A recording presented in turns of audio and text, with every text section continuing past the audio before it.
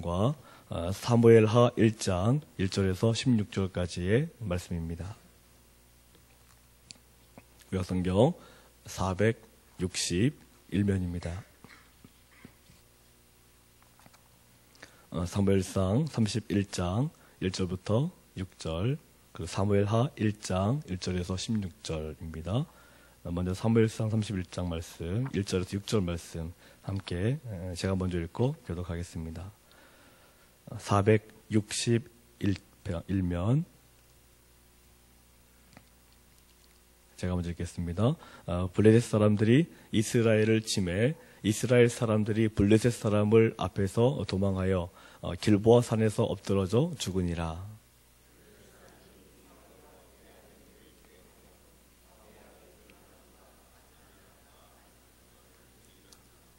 사울이 패전함에 활 쏘는 자가 따라잡으니 사울이 그 활 쏘는 자에게 중상을 입은지라.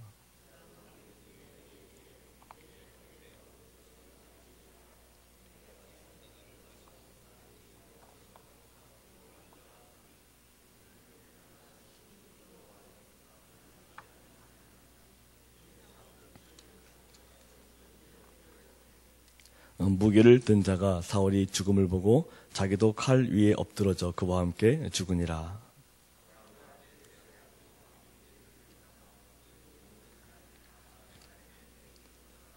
네, 사무엘하 1장 1절부터 16절입니다. 제가 먼저 읽겠습니다. 사울이 죽은 후에 다윗이 아말렉 사람을 쳐 죽이고 돌아와 사울이 시글락에서 이틀을 머물더니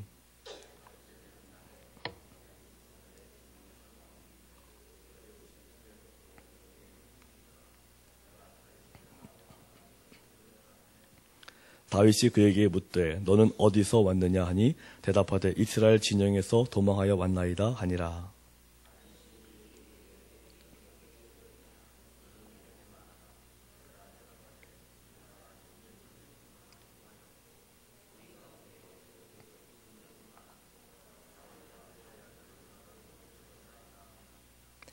다윗이 자기에게 알리는 청년에게 묻되 사울과 그의 아들 요나단이 죽은 줄을 내가 어떻게 아느냐?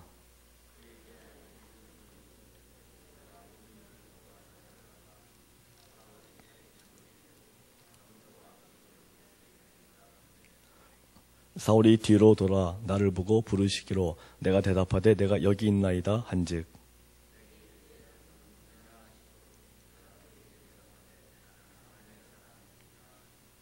또 내게 이르시되 내 목숨이 아직 내게 완전히 있으므로 내가 고통 중에 있나니 청하건대 너는 내 곁에 서서 나를 죽이라 하시기로.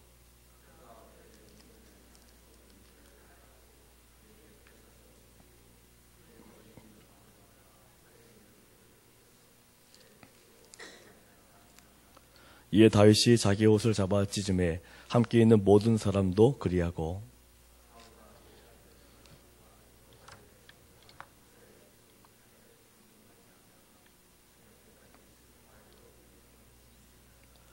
다윗이 그 소식을 전한 청년에게 묻되 너는 어디 사람이냐? 대답하되 나는 아말렉 사람 곧 외국인의 아들이니이다 하니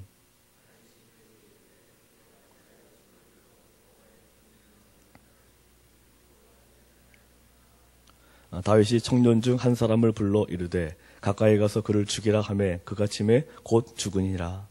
다윗이 그에게 이르기를 내 피가 내 머리로 돌아갈지어다. 내 입이 내게 대하여 증언하기를 내가 여호와의 기름 부음 받은 자를 죽였노라 함이니라 하였더라. 아멘. 우리가 사울의 이 생애를 뒤돌아보게 되면 사실 많은 의문이 생기기도 합니다. 과연 사울이 그토록 나쁜 사람인가?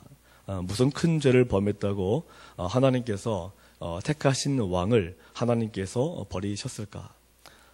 다윗을 연구할수록 이 다윗 역시도 분명히 이 죄에서 자유롭지 못하고 때론 간사한 경우도 있고 때론 이방인의 왕에게 가서 나는 당신의 종입니다 이렇게 아주 안 좋은 그런 모습까지 보일 수 있는데 어떻게 보면은 다윗이 이 사울보다 더 악할 수도 있는 모습들이 분명히 존재하고 있습니다.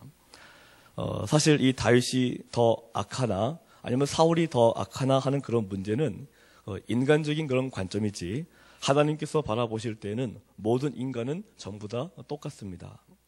우리나라 대통령 선거를 보시게 되면 서로 흠집내기 정신이 없죠. 선거가 끝나고 나면은 다 수긍하는데 선거 때만 되면 왜 이렇게 서로 간의 약점을 많이 찾아내는지. 우리가 사람을 바라볼 때마다 어떤 사람을 내가 털려고 작정을 하면 사실 안 털릴 사람들은 아무도 없는 것 같습니다. 그 사람에 있어서 뭔가를 끄집어내고 뭔가를 비판하고 비난하고 죄를 잡아내려고 하면은 사실은 모든 게 전부 다 끄집어낼 것밖에 안 보이는 거죠. 그래서 부부 관계 속에서도 왜 부부들이 싸움을 많이 하냐면 감정이 안 좋으면 뭐밖에 안 보이니까 서로 상대방의 단점밖에 안 보이니까 그 단점을 끄집어내어서 당신이 잘못했다는 것을 계속 반복적으로 얘기하다 보니까 부부간의 관계도 안 좋게 싸우는 경우도 많은 거고 또 그것 때문에 이혼하는 경우도 굉장히 많이 나타나는 경우가 있습니다. 특히 이 약자 입장에서 볼 때 이 강자를 끌어내리기 위해서 사실인지 아닌지는 모르지만 조금의 틈만 있으면 조금의 의혹만 있으면 마치 사실인지 과장을 해서 터뜨리죠. 일단 터뜨리고 보는 것입니다. 저 사람은 저러하더라. 특히 내가 약자일 때 약자라고 느낄 때 그런 이 흠집내기를 많이 하는 것이 사실입니다. 몇 년 전에 제가 그 새누리당 원희룡 의원의 간증을 한번 이 교회에서 들어본 적이 있었는데요. 이 원희룡 의원에 의하면은 지금 정당의 크리스찬 비율, 국회의원 가운데 크리스찬 비율들이 60%를 훨씬 넘어간다 그럽니다. 70%까지는 안 되는데 아마 65%까지 정도는 될 것이다 얘기를 합니다. 굉장히 많은 비율의 숫자들이 이 국회의원들로 이루어져 있는 거죠. 그런데 크리스찬들이 그렇게 많은 숫자들이 국회의원을 이루고 있음에도 불구하고 지금 정치의 모습은 뭐 예나 지금이나 별로 크게 다를 바가 없다. 이것이 우리가 바라보는 것 아니겠습니까? 그때 원희룡 의원께서 간증하면서 이 교인들에게 이런 기도를 부탁하시더라고요. 이 국회의원 가운데 65%가량이 기독교인들인데 이 국회의원들이 정말 말씀에 입각해서 선한 청지기가 되어서 이런 흠집내기를 하는 정치 문화를 바꾸는 그런 국회의원이 될 수 있도록 우리 성도님들이 많은 기도를 부탁합니다. 라는 그런 내용의 간증을 제가 들은 기억이 납니다. 그분의 말이 맞는 거죠. 우리가 국회의원들을 바라볼 때마다 어떻게 국회의원들 저럴 수가 있어 하고 비판과 비난을 하기에 앞서서 그래 나도 국회의원이 되면 나도 그럴 수가 있겠다라는 생각을 가지면서 오히려 우리가 그분들을 위해서 기도하는 그것이 바로 겸손한 우리들의 모습인 것입니다. 만약에 내가 이 국회의원들 비판을 하면서 내가 국회의원이 되면 안 그러겠다라는 생각이 있다면 그건 어떻게 보면 교만일지도 모른다는 것입니다. 우리는 누구나 그 위치가 되면 똑같아질 수 있습니다. 그 사람의 죄를 가지고 뭐라고 하는 것은 크리스찬들의 참된 행동이 아닙니다. 그래서 하나님께서는 로마서 3장 23절의 말씀을 통해서 모든 사람이 죄를 범하였음에 하나님의 영광에 이르지 못하였더니 라는 그런 말씀까지 하셨던 것입니다. 이 모든 사람이라는 말은 이 땅에 살아가는 사람들은 한 명도 예외가 없다는 것입니다. 모든 사람이 죄를 범하였음에 우리는 모두가 죄인입니다. 누가 더 악하냐의 생각은 우리가 갖는 생각이지 하나님께서는 우리 인간들의 기준으로 선함과 악함을 말씀하시지 않으셨습니다. 예수님께서도 이 가늠한 여인을 돌로 치려고 하자 뭐라고 말씀하십니까? 너희 중에 죄 없는 자가 돌로 치라라고 말씀하는 것입니다. 우리는 다른 사람들의 흠을 발견할 때마다 돌을 들어 치려고 달려드는 거죠. 그렇지만 우리 예수님께서는 말씀하십니다. 너희 중에 죄 없는 자가 돌로 치라는 거죠. 너도 마찬가지로 털면 이 사방에 많은 것들이 나오는데 네가 무슨 자격으로 그 사람에게 돌을 들어 치려고 하느냐 그 말씀인 것입니다. 바로 이런 면에서 볼 때 우리는 사울과 다윗의 차이점을 발견할 수 있어야 합니다. 다윗은 때로는 매너도 없었고요.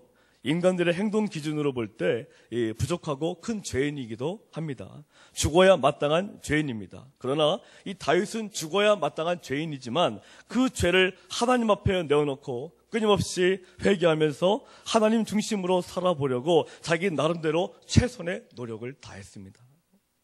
죄라고 지적할 때마다 도망치거나 회피하거나 변명하지 않고 그 죄를 인정하고 하나님 앞에 무릎을 꿇었던 사람이 바로 다윗입니다. 하나님께서 하지 말라고 했던 것은 안 하려고 했었고 자기 중심적인 판단보다 하나님께서 원하시는 대로 판단하고 또 하나님께서 원하시는 대로 모든 생각의 움직임을 나가기 위해서 기도와 눈물로 매달렸던 사람이 바로 다윗인 것입니다. 내 마음의 감정 따라 내 생각 따라 어떤 것들을 판단하면서 그를 정죄하며 나가는 것이 아니라 다윗은 그럴 때일수록 자기 자신을 회개하면서 기도하면서 내 생각과 판단이 아닌 오직 하나님의 판단으로 많은 사람들을 바라보는 그런 왕이 되기 위해서 다윗은 최선의 노력을 다했다는 거죠. 그런데 거기에 비해서 사울은 그러한 모습이 없습니다. 이 사울이 왕이 되고 나서 보여진 그의 모습과 행동들을 보면은요, 이 질투가 참으로 많은 왕임을 우리가 알 수가 있습니다. 이 질투심은 내 안에 내가 강하게 자리 잡고 있을 때 특히 강하게 나타납니다. 제가 10여 년쯤에 이 고등부를 한참 하고 있을 때 그때 설교를 하면서 어떤 한 학생의 그런 좋은 선행의 모습이 있어서 한번 칭찬을 한번 해준 적이 있습니다. 처음에 칭찬을 이렇게 해주니까 그 아이 얼굴이 이렇게 밝아지는 거예요. 근데 얼굴이 밝아졌는데 불과 30초도 안 돼가지고 갑자기 얼굴이 막 심각한 얼굴로 바뀌는 겁니다. 그래서 저는 설교를 하면서도 왜 갑자기 왜 그럴까 생각하고 있었는데 나중에 그 아이가 주일날 예배 다 끝난 다음에 제가 집에 가는 중에 전화를 건 겁니다. 제가 그때 전도사 시절이었었는데요. 전도사 아까 그런 칭찬을 하실 때 갑자기 뒤에서 친구들이 문자를 막 보냈다는 거예요.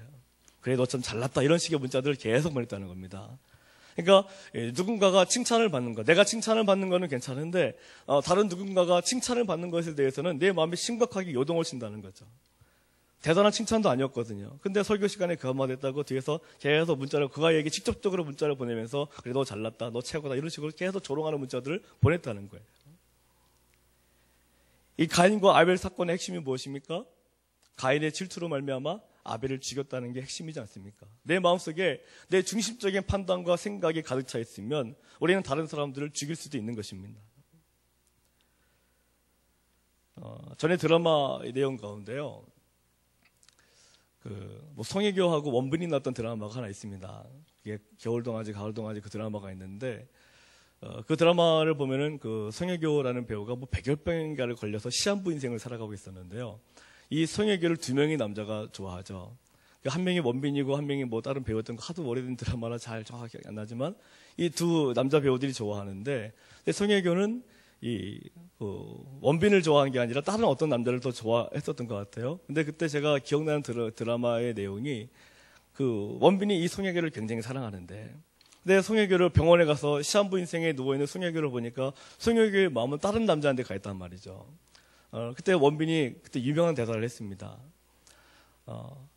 내가 너를 너무나 사랑하는 거 너 잘 알지? 이렇게 얘기를 하면서 그런데 나는 내가 누구를 사랑하는지도 알기 때문에 내가 너를 위해서 그 아이를 내가 데리고 와줄게.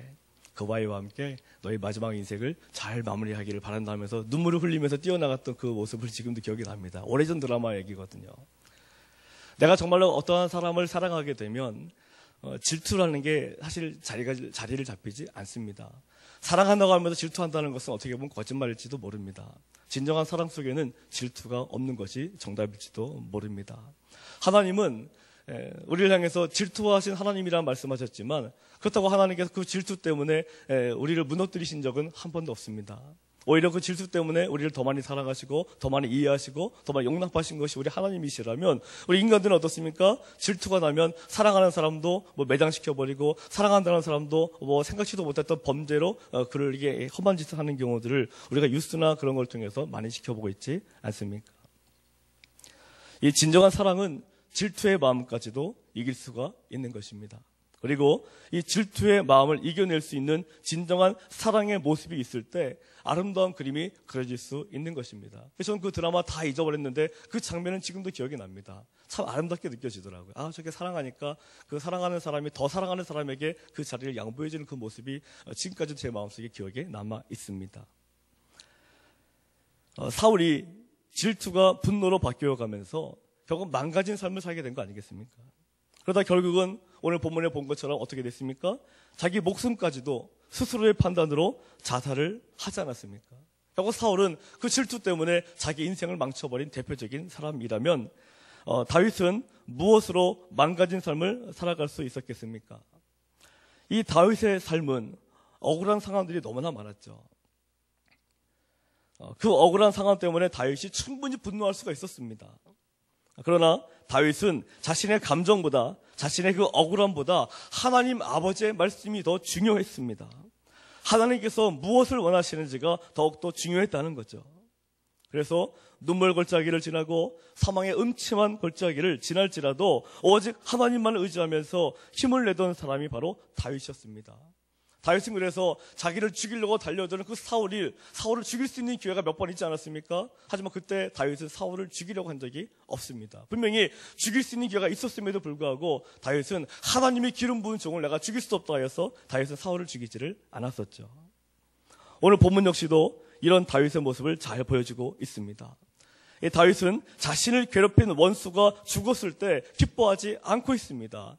자기를 괴롭히고 자기를 죽이려고 달려들었던 그 사울이 죽었을 때 기뻐하고 안도해야 되는데 오늘 본문의 모습을 보니까 다윗이 기뻐하는 모습이 나타나고 있지 않습니다.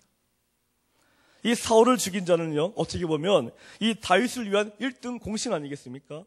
그러니까 이 청년이 다윗에게 와서 자랑스럽게 내가 사울을 죽였다라고 얘기하는 거 아니겠습니까? 왜냐하면 자기가 칭찬받기 위해서, 자기가 내가 이 다윗왕을 괴롭히는 사울을 죽였으니까 분명히 다윗왕이 나에게 분명히 좋은 상급이나 좋은 자리를 줄 것이다 예상을 했던 거 아니겠습니까? 그런데 다윗은 오히려 그 1등 공신인 그 청년에게 뭐라고 얘기합니까? 사무엘하 1장 14절을 우리 다시 한번 읽어보겠습니다. 시작. 다윗이 그에게 이르되 내가 어찌하여 손을 들어 여호와의 기름 부은 자 죽이기를 두려워하지 아니하였느냐 하고, 다윗이 청년 중 한 사람을 불러 이르되 가까이 가서 그를 죽이라 하매 그가 침에 곧 죽으니라. 다윗이 그에게 이르기를 내 피가 내 머리로 돌아갈지어다. 내 입이 내게 대하여 증언하기를 내가 여호와의 기름 부음 받은 자를 죽였노라 함이니이다 하였더니, 다윗은 자기 자신의 판단이 아니라 여호와 하나님의 판단이 중요했습니다. 내가 충분히 사울을 죽일 수도 있었지만 하나님이 기름 부음 받은 종이기 때문에 내가 죽일 수 없다는 거죠. 그래서 다윗은 이 사울이 죽음의 소식을 들었을 때에도 기뻐하는 것이 아니라 그 마음이 아팠다는 것입니다. 하나님이 세운 종인데, 하나님이 세운 종이 죽었다는 그 마음 때문에 다윗이 심각하게 아프고 그 마음이 괴로웠다는 것입니다. 하나님께서 하지 말라고 한 것에 대해서 다윗은 철저하게 순종했습니다. 그리고 때로 하나님께서 기뻐하시지 않는 그런 악한 행위를 했다고 해도 누군가가 다윗에게 그것이 죄다라고 지적을 하면 다윗은 그 자기를 죄라 지적한 그 사람을 죽인다든가 해야 한 것이 아니라 그 말을 듣고 바로 하나님께로 돌아와서 무릎 꿇고 눈물로 회개했던 사람이 바로 다윗입니다. 그렇지만 사울은 그러지를 못했습니다. 가장 대표적인 본문이 바로 사무엘상 15장인데요. 사무엘상 15장을 한번 찾아보시기 바랍니다. 432면입니다. 사무엘상 15장 1절에서 3절입니다.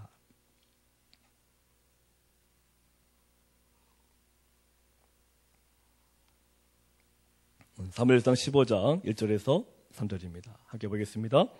사무엘이 사울에게 이르되 여호와께서 나를 보내어 왕에게 기름을 부어 그의 백성 이스라엘 위에 왕으로 삼으셨은즉 이제 왕은 여호와의 말씀을 들으소서. 만군의 여호와께서 이같이 말씀하시기를 아말렉이 이스라엘에게 행한 일 곧 애굽에서 나올 때에 길에서 대적한 일로 내가 그들을 벌하노니 지금 가서 아말렉을 쳐서 그들의 모든 소유를 남기지 말고 진멸하되 남녀와 소아와 젖먹는 아이와 우양과 낙타와 나귀를 죽이라 하셨나이다 하니, 그 다음에 8절부터 11절입니다. 시작. 아말렉 사람의 왕 아각을 사로잡고 칼날로 그 모든 백성을 진멸하였으되 사울과 백성이 아각과 그의 양과 소의 가장 좋은 것 또는 기름진 것과 어린 양과 모든 좋은 것을 남기고 진멸하기를 즐겨 아니하고 가치 없고 하찮은 것은 진멸하니라. 여호와의 말씀이 사무엘에게 임하니라. 이르시되 내가 사울을 왕으로 세운 것을 후회하노니 그가 돌이켜서 나를 따르지 아니하며 내 명령을 행하지 아니하였음이니라 한신지라. 사무엘이 근심하여 온 밤을 여호와께 부르짖으니라. 다윗이 죄를 지었을 때 다윗이 무릎을 꿇고 눈물로 회개하면서 울부짖었다는 그런 말들은 성경 곳곳에 나오지만은요, 사울은 그런 표현 자체가 없습니다. 오히려 사울이 그런 죄를 지었을 때 누가 눈물을 흘리면서 기도하고 있습니까? 방금 보니까 사무엘이 눈물을 흘리며 기도하고 있지 않습니까? 사울은 자신의 죄를 지었을 때 자신의 눈물 흘리며 회개하며 기도하고 있지 않습니다. 사울은 하나님의 말씀을 있는 그대로 순종하지 않았습니다. 늘 자신의 판단이 앞섰고 자신의 욕심이 앞장섰습니다. 이런 일이 한두 번이 아니었던 거죠. 그래서 사실 다윗이 이런 사울을 죽인다 그래서 문제될 것이 없지 않겠습니까? 그러나 다윗은 이럼에도 불구하고 이런 사울의 이렇게 어리석은 모습에도 불구하고 충분히 죽일 수 있는, 충분히 하나님이 버림받은 왕이기 때문에 충분히 없애버릴 수 있는 그런 사울임에도 불구하고 다윗은 그래도 아니다, 사울은 하나님의 기름 부은 종이다라는 그 마음 때문에 사울을 건드리지 않았던 거죠. 바로 사울과 다윗의 결정적인 차이가 바로 여기에 있는 것입니다. 하나님의 말씀에 대한 태도인 것입니다.